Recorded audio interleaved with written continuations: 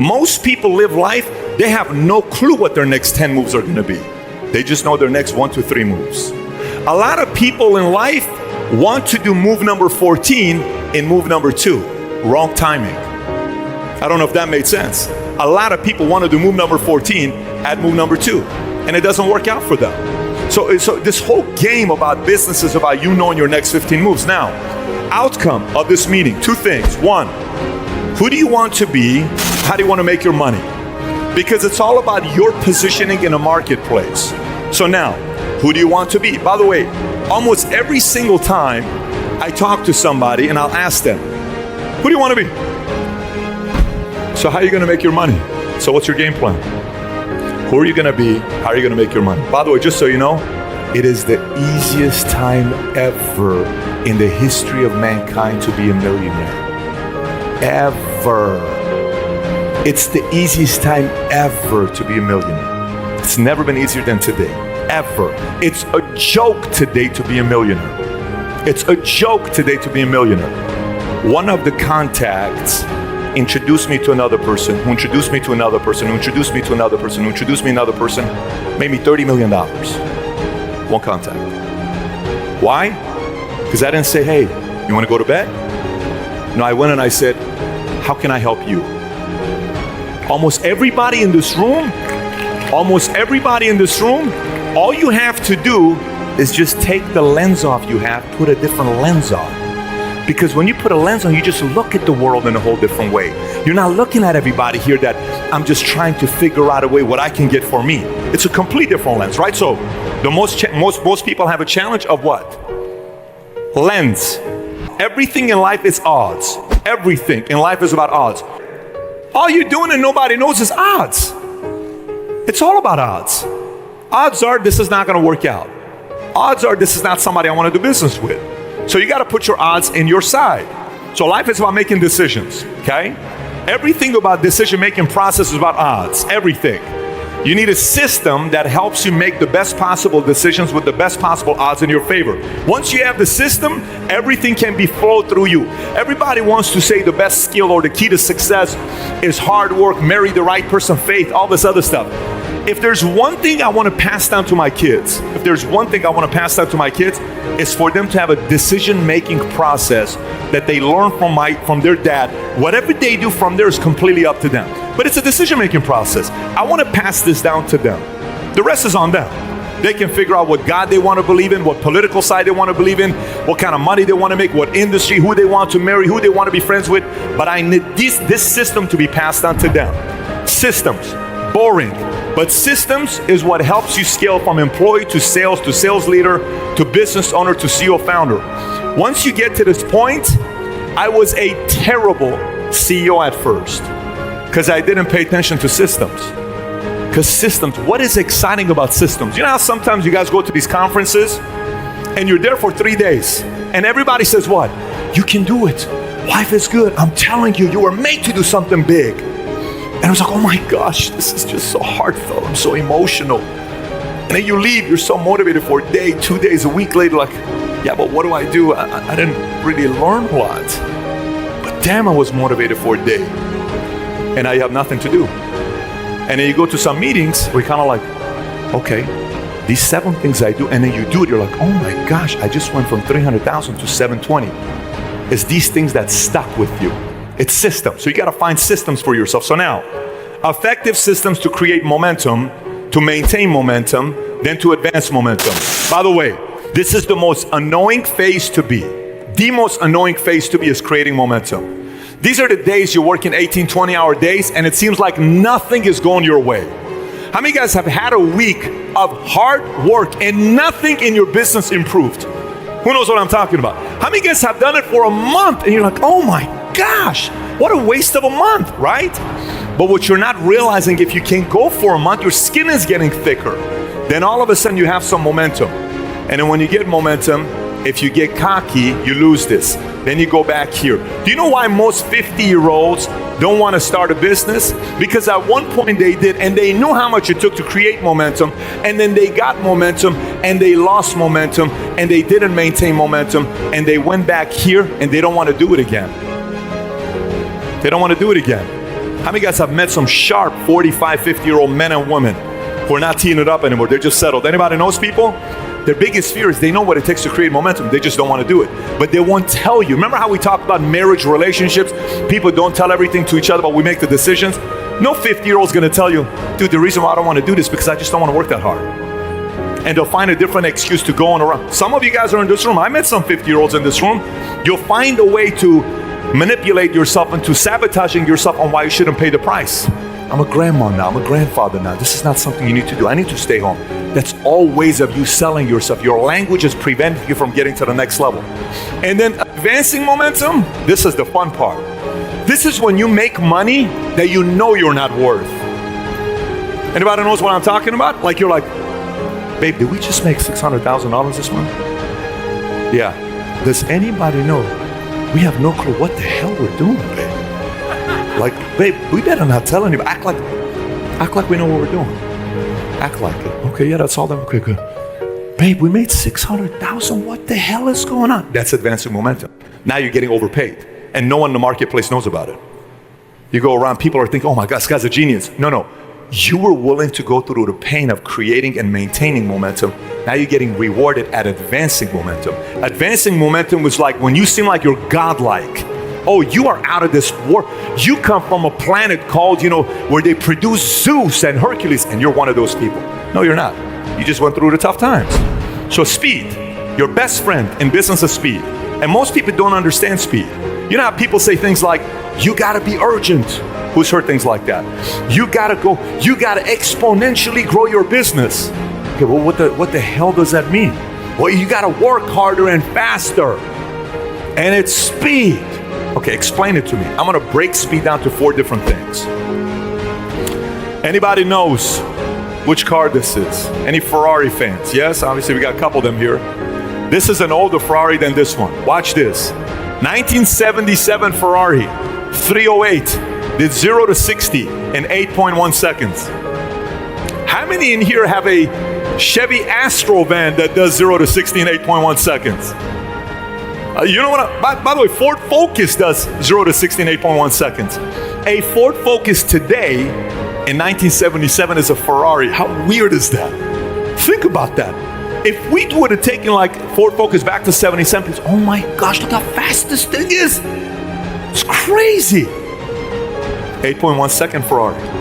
20 years later, 4.9 seconds. 20 years later, 2.9 seconds. That's the one, 2.9 seconds. What do you think is going to happen in 2037? 0.9 seconds. How many guys here say, no way in the world, 0.9 seconds? How many guys here, based on this, you're like, shit, we're going to 0.9 seconds? Do you understand what I'm saying to you?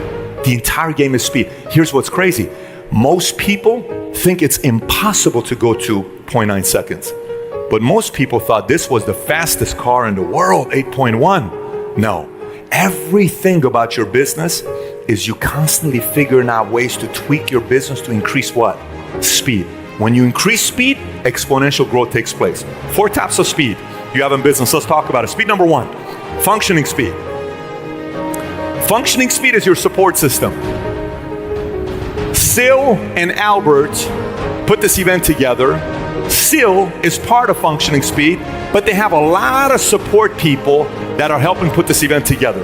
They are part of the functioning speed. Your assistants, processors, supporting cast. So the more support equals more functioning speed. Next, processing speed. Processing speed is how quickly you get something from A to Z. You first find a client, then you get pre-approval for $1 million loan, then you go show them the properties, then they see a handful, then they make an offer. After the offer, then appraisal, then loan, then this, then that, and then 45 days later or 3 months later, based on how customers thinking about buying their house, you sold the house. You trying to find a way to increase your processing speed. What can you eliminate to go from A through Z? So in every aspect of your business, you got to measure your processing speed. Next, expansion speed. Expansion speed is how quickly you can expand from Long Beach to San Diego, to Arizona, to San Francisco, to Salinas, to Bakersfield, to Washington, to Oregon, it's expansion speed. Expansion speed. That's expansion speed, okay? And sometimes, by the way, people expand way too early, and it hurts them. There's a timing factor to, like right now, last month we sold 6,540 insurance policies in 1 month. We're the largest financial marketing organization in America that's not owned by anybody, meaning we're not part of like a big New York lot. We did 6,540 last month. I went to India. India has the most life insurance policy holders in the world, 316 million policy holders in India. I went to, Canada. I went to London. Every one of those countries, 20 countries today, want us to go into their countries. How quick you think I'm moving? I'm not going right now. I'm not, because I still have a bunch of markets in the US I'm not in. If I all of a sudden stretch my leaders too thin and I move him to India and I'm moving, so expansion speed has also got to be calculating on how you do it. Some people go too fast, they lose their savings that they have in place. There's a formula to it. So how quickly you expand. Last one, timing speed. What's timing speed? Timing speed, the easiest way to tell you is this. If your wife is changing and you're in the bedroom and she's changing and you all of a sudden say, babe, do you think we need to go get some personal trainers? Terrible timing. What are you saying? What are you saying, babe? Are you saying something? No, babe, I'm just, honestly, I was just thinking about we should get some personal trainers and work out, spend time together. No, I know what you're saying. Do I look fat? Timing speed, right? Business is all about timing. When do I run this initiative? When do I make this announcement? When do I go and give the recognition for my staff?